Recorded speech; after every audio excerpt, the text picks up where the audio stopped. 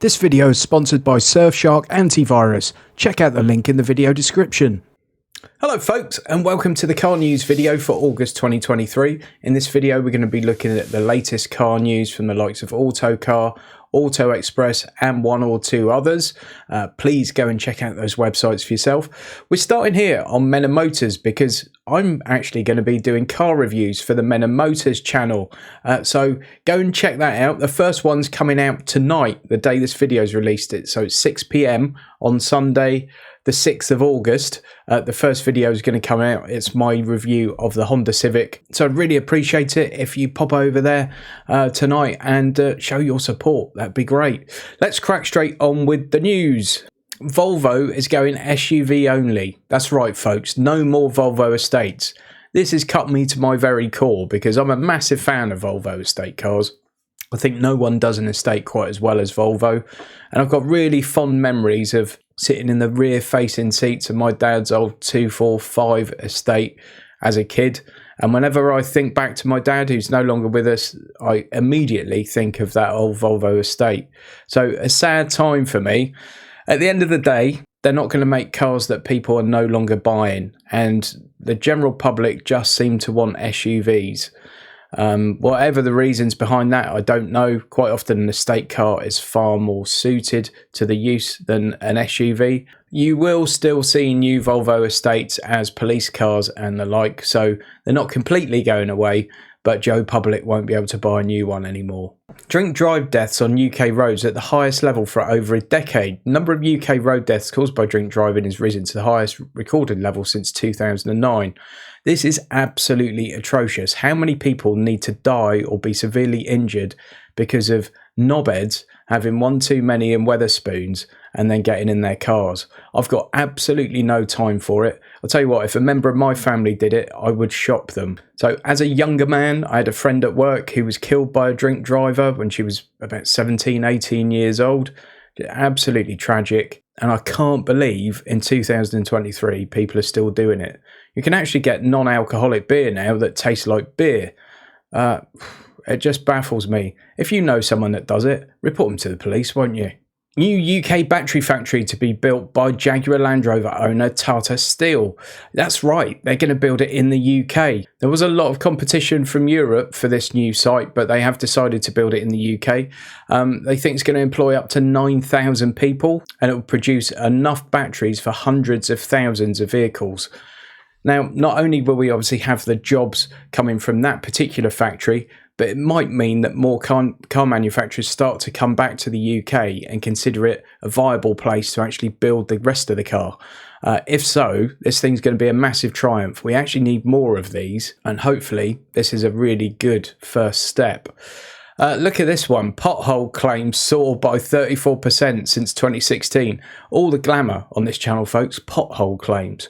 As inflation hits repair costs, leading insurer warns that wet weather could make matters worse for motorists. This has come from Admiral. They say that pothole claims have gone up by 16% in the last year alone. And they add, if you've got comprehensive cover, claiming for pothole damage through your insurer should be a straightforward process, but it can affect your no claims bonus, as you need to pay an excess. In other words, you can claim for it, but don't bother, folks, please. Since 2017, Citroën reckons a total of £139 million has been spent paying compensation to aggrieved motorists suffering tyre, wheel and suspension damage after striking potholes. A sum, it says, could have filled an extra 2.3 million potholes in the last 5 years. In 2022, over 1 million cars failed their MOT because of coil spring issues. And the Asphalt Industry Alliance, yeah, that's actually a thing, have said that potholes are going to make 18% of our roads undrivable within 5 years. Now, I don't know what it's like where you live, but the council have stopped cutting verges and taking weeds up and things around here to encourage bees. Maybe the potholes are there to encourage, I don't know, a woodlouse or something, or maybe they're just trying to save a few quid. But come on, folks, let's start repairing our roads. Today's video is being sponsored by Surfshark Antivirus, a great new product from our friends at Surfshark. This is a lightweight antivirus product that's not going to clog up or slow down your system. It doesn't collect any personal data from you. It can be used on up to 5 devices at the same time, and it's part of the Microsoft Virus Initiative, making sure they keep on top of things as and when and even before they happen. Surfshark Antivirus is packed with features such as real-time protection, unlimited VPN, personal data leak notification, it prevents target ads and tracking, private and ad-free search, and it's lightweight with no bloatware. Now, Surfshark Antivirus would usually cost you about £60 a year. At the moment, it's available for just £2.72 a month for the first 12 months. And what's best is you've got a 30-day money-back guarantee. So if you try it and you don't like it, you can get your money back. If you'd like to try Surfshark Antivirus for yourself and your family's devices, then please use the link in the video description so Surfshark know that I sent you. As you know, I've used Surfshark products for quite a long time. I've mentioned it in other videos, and they're a great company to deal with. They release great products at a fantastic price. Please show Surfshark some love and click that link in the video description. And thanks again to Surfshark for making this video possible. UK petrol and diesel prices. Supermarkets have doubled their margins since Russia first invaded Ukraine. The biggest retailers are still taking a 10p margin per litre as opposed to what used to be a 5p margin. Now check this out, this is unbelievable. Cheap motorway fuel plans being blocked by red tape. Moto, obviously loads of the service stations are Moto service stations. They run nearly 70 service stations across the motorway network. They've been embroiled in a 3-year bureaucratic wrangle with National Highways over signage it says it needs to advertise proposed lower fuel prices. Their chief exec says it definitely came through in all the research when I joined that people want to see lower fuel prices. Oh, this guy's a blue sky thinker. I got the backing of Moto's owners and we'd look to reduce fuel prices, but only if we can get permission and actually get fuel signs onto the motorways. So they're basically saying we'll happily drop the prices, but we want to advertise it by the side of the road. He added, more than 2 years ago, I went to National Highways and the Department for Transport and I said, look, I want to lower fuel prices on the motorways, but to do that, I've got to tell motorists what the actual price of fuel is. That needs a change in signage on motorways so that drivers can make an informed decision about whether they're prepared to turn in. Fair point, no problem with any of this. Now listen to this. National Highways allowed Moto to erect a single electronic sign on the M5 motorway at Franklin North near Bristol. He says, but I had to trial it for a whole year for National Highways to say the sign was safe. So we did that successfully. We managed to get the Secretary of State to agree to allow motorway operators to put digital fuel signs on the motorway.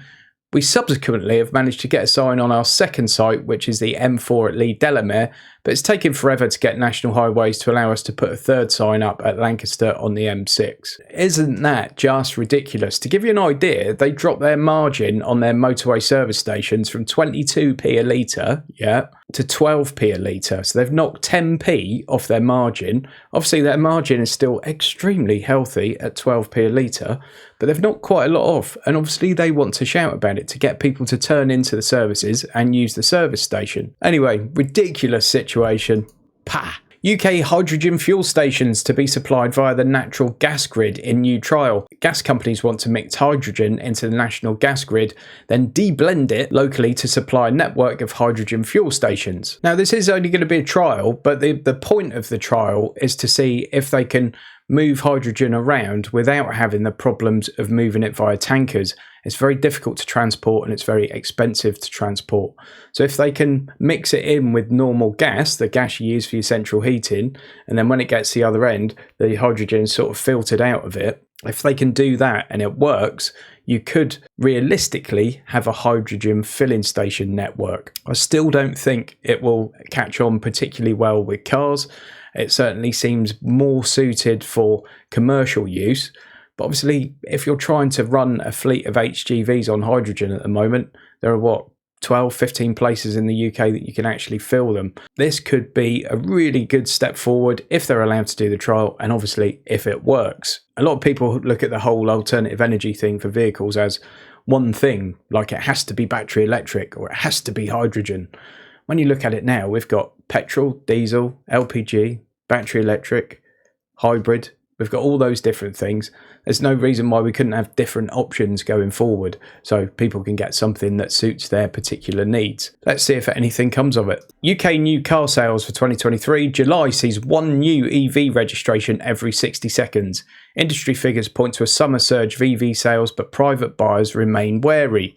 Let's have a look at this. So this is obviously fleet sales are pushing this. Big companies now obviously have corporate responsibility quotas. It's part of when they tender for business quite often. They have to put their green credentials into it. And if they don't kind of come up to muster, they won't win the tender.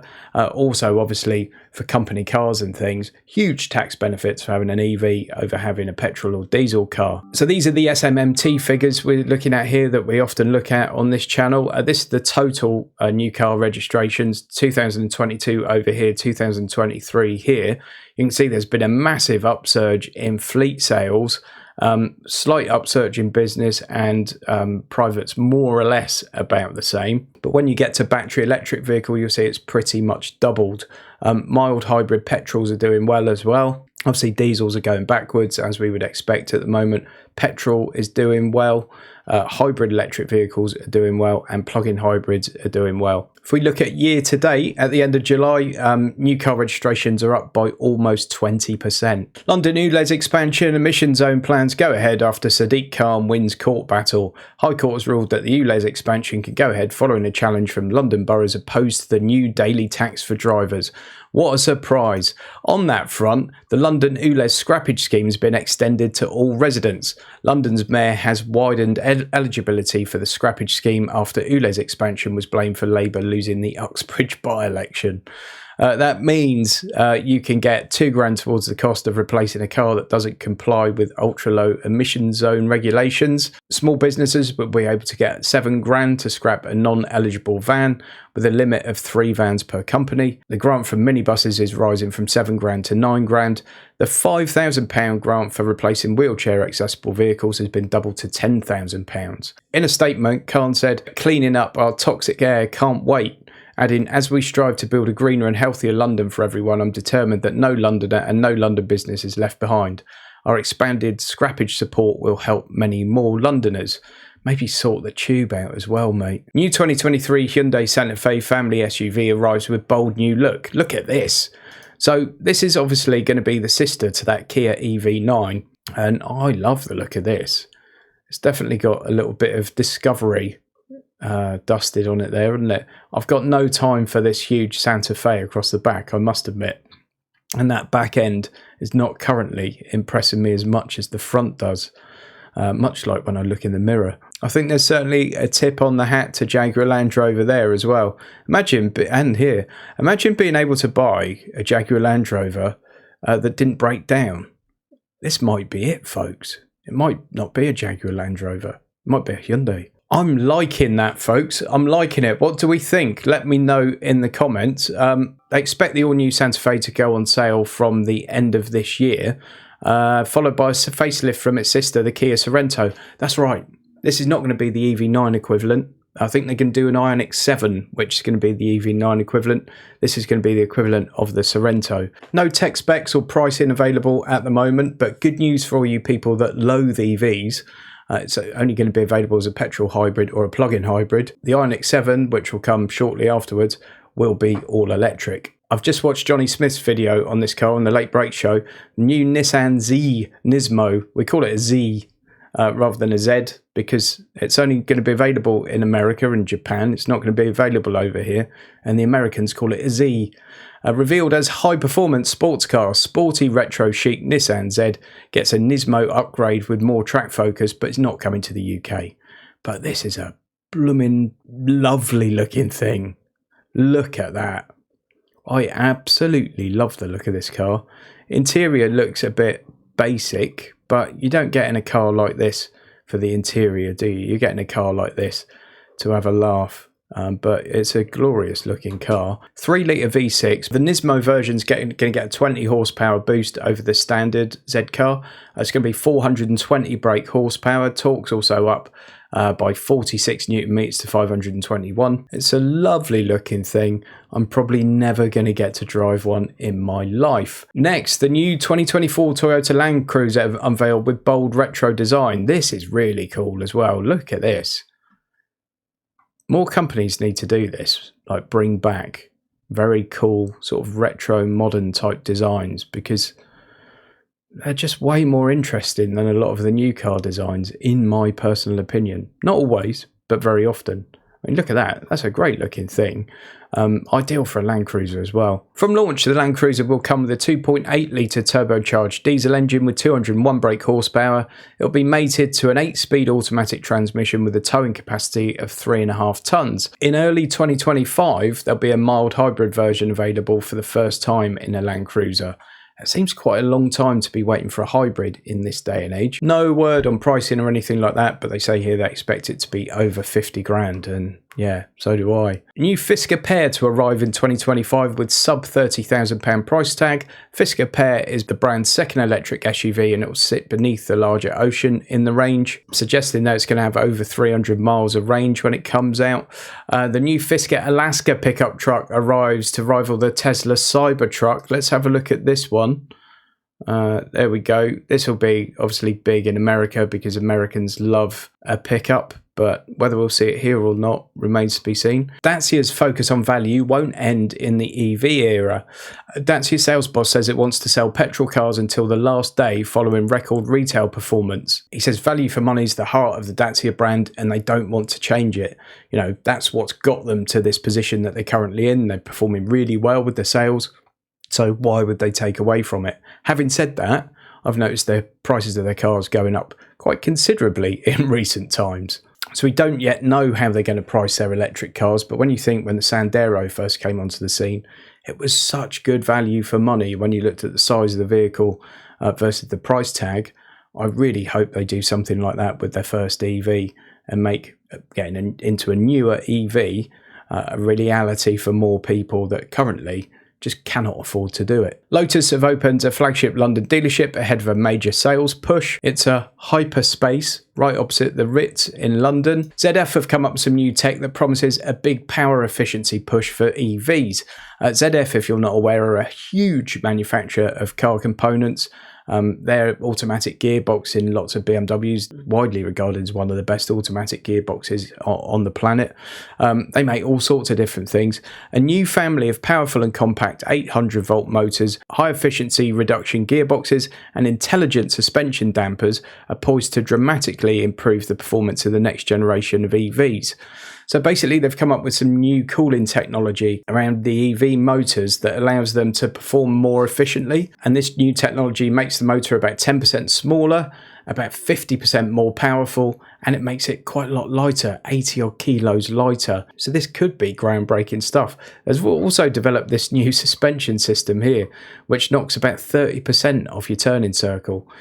Similar to the turning circle you get on something like a London taxi. So exciting stuff coming, folks. This one surprised me. Fiat was the biggest selling Stellantis brand in the first half of 2023. They sold 650,000 cars worldwide. That's a big number. That means it outsold Peugeot, Citroën, Opel Vauxhall, Chrysler, Dodge, Alfa Romeo, all those brands that fall within the Stellantis umbrella. It's really quite impressive. And finally, we've got the most exciting bit of news in this entire episode, which is that the DVLA have launched a new online account for motorists. So you can finally stop getting tax reminders through the post. You can get an SMS or an email. You can also check up some things for your vehicle on their site. That's about it. Just wanted to let you know. Thanks very much for watching this one, ladies and gents. Please go and check out Surfshark Antivirus, the sponsor of today's video. There is a link to that in the video description. Don't forget, you've got 30 days money back guarantee. So if you don't like it, literally have your money back. And please remember to pop over to Men and Motors to go and check out my review of the Honda Civic. That's coming up at 6 p.m. today, or maybe yesterday if you're watching this the day after, or maybe 2 days ago. If you get my point, on the 6th of August, 6 p.m. on the 6th of August on a Men and Motors TV channel on YouTube. Thanks again, folks. Catch you on the next one.